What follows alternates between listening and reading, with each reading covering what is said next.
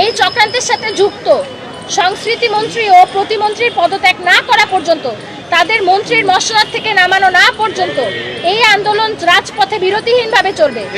এই সংবেদনশীল প্রজেক্টে নিয়োগ দেওয়া। জুলাই গণ অভ্যুত্থানে সরাসরি অংশগ্রহণকারী বিগত ফ্যাসিস্ট সরকারের সময় নিপীড়ন ও ভয়ের মধ্যেও আর্কাইভ নিয়ে কাজ করা বিশেষজ্ঞ কিছু মানুষ তাদের ক্যারিয়ারকে বিসর্জন দিয়ে এই জাদুঘরটি তৈরি করেছে।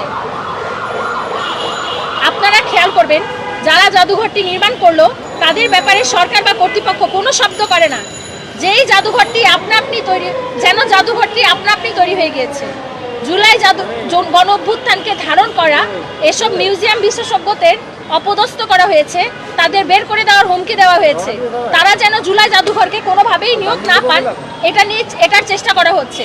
জাদুঘরে কর্মরত পুলিশ সদস্যরা এই বিশেষজ্ঞদের অপমান অপদস্থ করেছে এবং হুমকি অবধি দিয়েছে। সংস্কৃতি মন্ত্রণালয়ের সচিব বলেছেন, নিয়োগ না হলেও তিনি নাকি আপাতত বিভিন্ন সরকারি দপ্তর থেকে লোক এনে ঠেকা জোড়াতালি দিয়ে মিউজিয়াম খুলে দিবেন। এ ধরনের মন্তব্যই প্রমাণ করে মিউজিয়াম বা জাদুঘর পরিচালনা সম্বন্ধে এই সচিবের বিন্দুমাত্র কোনো ধারণা নেই। আমরা স্পষ্ট ভাষায় জানিয়ে দিতে চাই, জুলাই জাদুঘর কোনো সাধারণ প্রদর্শনী নয় যে এদিক সেদিক থেকে কিছু আমলা বা সরকারি লোকবল জড়ো করে জোড়াতালি দিয়ে ঠেকা দিয়ে চালানো যাবে। এই জাদুঘর আমলা দিয়ে চালানোর মতো কোনো সাধারণ প্রতিষ্ঠান নয়। এটি চালাতে হলে সম্পূর্ণ যোগ্যতার ভিত্তিতে দক্ষ ও অভিজ্ঞ মানুষ লাগবে। বিশেষ করে যে সকল স্পেশালাইজড ও অভিজ্ঞ ব্যক্তিবর্গ শুরু থেকে এই অনন্য মিউজিয়ামটি গড়ে তোলার পেছনে অক্লান্ত পরিশ্রম করেছেন এবং রূপরেখা ও নকশা তৈরিতে কাজ করেছেন, এই জাদুঘর সফলভাবে সচল রাখতে তাদেরকেই এখানে সম্পৃক্ত রাখতে হবে। জাতীয় সংসদে বর্তমান যে আইন পাশ করা হয়েছে সেই আইন মোতাবেকই যোগ্যতার ভিত্তিতে এই বিশেষায়িত নিয়োগ সম্পন্ন করতে হবে।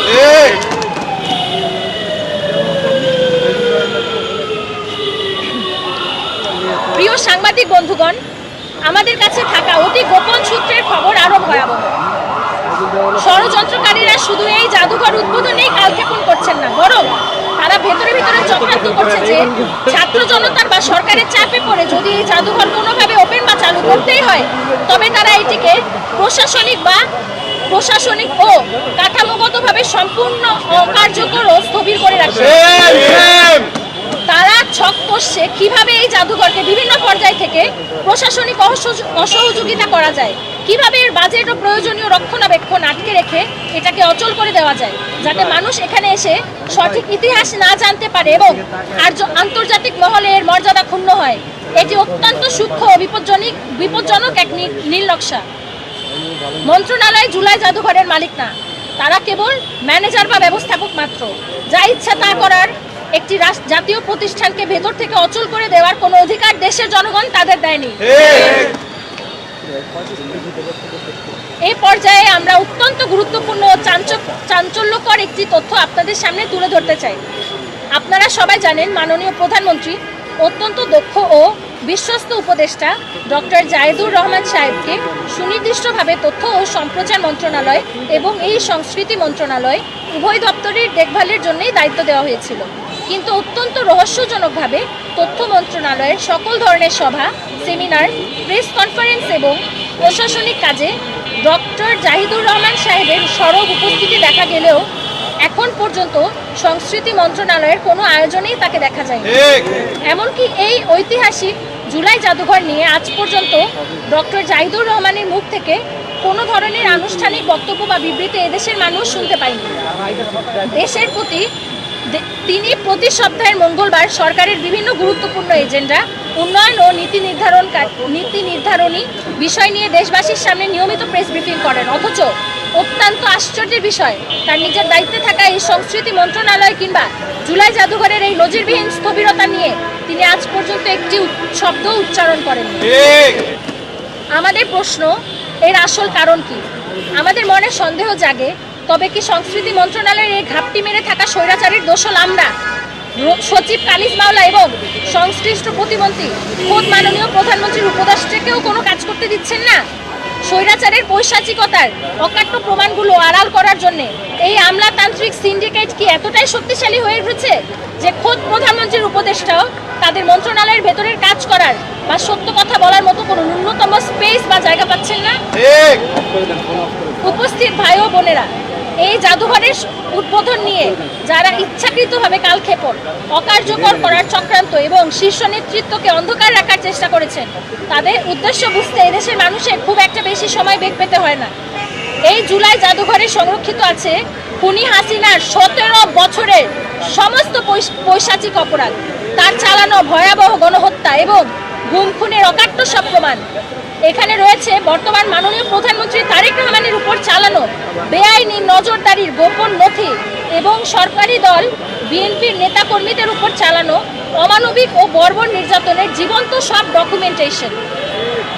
আমরা স্পষ্ট করে বলতে চাই, এই সংস্কৃতি মন্ত্রণালয়ের ভেতরে ঘাপটি মেরে থাকা বর্তমান সচিব কানিজ মাওলা কিংবা তার পেছনে থাকা অনেকেই হয়তো মন থেকেই চান না যে খুনি হাসিনার এই জঘন্য অপরাধের ইতিহাস দেশের মানুষ ও বিশ্ববাসী জানুক। তার মূলত স্বৈরাচারের দোসর হিসেবে কাজ করছেন। একটি নিষ্ঠুর স্বৈরাচার ও তার কর্তৃত্ববাদী সরকারের নির্যাতন নিপীড়নের জ্বলন্ত প্রমাণ হিসেবে ওই স্বৈরাজ শাসকের নিজের বাসভবনকেই যখন জাদুঘরে রূপান্তর করে জনসাধারণের জন্য উন্মুক্ত করার সিদ্ধান্ত হয়েছে, তখন পতিত শাসক গোষ্ঠীর কুৎসিত চেহারা বিশ্ববাসীর সামনে আরও প্রকটভাবে ফুটে ওঠে। সম্ভবত এই ধ্রুব সত্যটাই সংস্কৃত মন্ত্রণালয়ের এই আমলা ও ব্যক্তিবিশেষদের বুকে কাঁপন ধরিয়েছে এবং এটাই তাদের মূল সমস্যার কারণ হয়ে দাঁড়িয়েছে। তারা আসলে স্বৈরাচারের পৈশাচিকতার প্রমাণ আড়াল করতে এই আমলাতান্ত্রিক চক্রান্তের জাল বুনেছে। আমরা অত্যন্ত দৃঢ় ও পরিষ্কারভাবে হুঁশিয়ার করে দিতে চাই, আজ এই সংস্কৃতি মন্ত্রণালয় এবং আমলারা যে জুলাই শহীদদের পবিত্র লাশের উপর দাঁড়িয়ে, ছাত্র জনতার রক্তের উপর দাঁড়িয়ে ক্ষমতায় এসেছেন, যেখানে বিডিআর হত্যাকাণ্ডের নির্মম শিকার বীর দেশপ্রেমিক সেনা কর্মকর্তাদের, শাপলা চত্বরের গণহত্যার মহান শহীদদের এবং 24 জুলাই বিপ্লবের শহীদদের স্মৃতি ও রক্তাক্ত দলিল সমূহ আগলে রাখা হয়েছে। বিগত 17 বছরের স্বৈরাচারী শাসনের নির্মম নির্যাতনের শিকার সকল মানুষের নথি যেখানে পরম যত্ন ও আমানত হিসেবে রক্ষিত আছে, তাদের সেই অমূল্য স্মৃতি ও জাতীয় নথিপত্র যদি আপনাদের চরম অবহেলা, ষড়যন্ত্র ও ইচ্ছাকৃত উদাসীনতার কারণে কোনোভাবে সামান্যতম ক্ষতিগ্রস্ত বা নষ্ট হয়, তবে এই দেশের বীর জনতা এবং এদেশের আপামর সাধারণ মানুষ আপনাদের কোনোভাবেই ছেড়ে দিবে না। শহীদদের রক্তের আমানতের সাথে বেইমানি করার বা অবহেলা করার পরিণাম এই কানিজ মাওলা কিংবা সংস্কৃতি মন্ত্রণালয়ের কারোর জন্যই খুব একটা ভালো হবে না। এদেশের সর্বস্তরের জনগণ এর হিসাব কড়ায় গণ্ডায় আদার করে ছাড়বে। আজকে জাতীয় জাদুঘরের সামনে থেকে আমাদের সুনির্দিষ্ট ও অনমনীয় দাবিগুলো হলো: 1. দ্রুততম সময়ের মধ্যে জাদুঘর উন্মুক্তকরণ। এই জুলাই স্মৃতি জাদুঘরকে অতি দ্রুততম সময়ের মধ্যে সর্বসাধারণের পরিদর্শনের জন্য সম্পূর্ণভাবে খুলে দিতে হবে। কোনো আমলাতান্ত্রিক ছুতোয় এর সময়সীমা আর একদিনও বাড়ানো চলবে না। 2. যোগ্য ও সংশ্লিষ্টদের বিশেষায়িত নিয়োগ।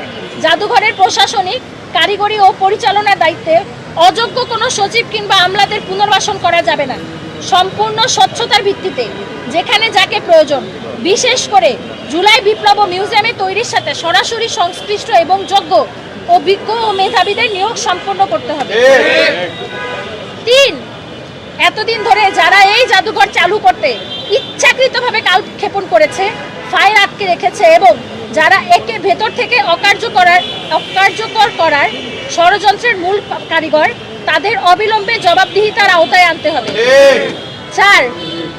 জাদুঘরে অবহেলায় পড়ে থাকা কোটি কোটি টাকার হাইটেক প্রযুক্তি এবং বিডিআর শাপলা চত্বর ও জুলাই বিপ্লবের শহীদদের অতি পবিত্র ও গুরুত্বপূর্ণ স্মারক সমূহের জন্য অবিলম্বে যথাযথ আন্তর্জাতিক মানের নিরাপত্তা ও 24 ঘন্টা মেইনটেনেন্স নিশ্চিত করতে হবে।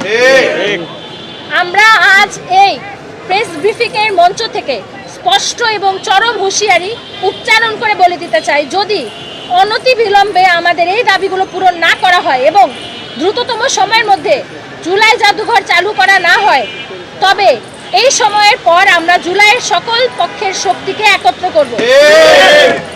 আমরা জুলাইয়ের বীর শহীদ পরিবার, জুলাইয়ের আহত যোদ্ধা, ছাত্র জনতা এবং 24 বিপ্লবের সকল অংশীজনকে সাথে নিয়ে এক বিশাল ও শক্তিশালী গণ আন্দোলন গড়ে তুলব।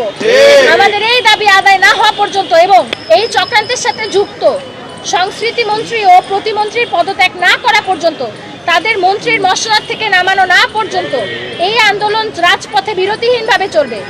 আর যে আমলা ও সচিব এই চক্রান্তের নেপথ্যে আছেন, আমরা তাদের শেষ দেখেই ছাড়বো ইনশাল্লাহ।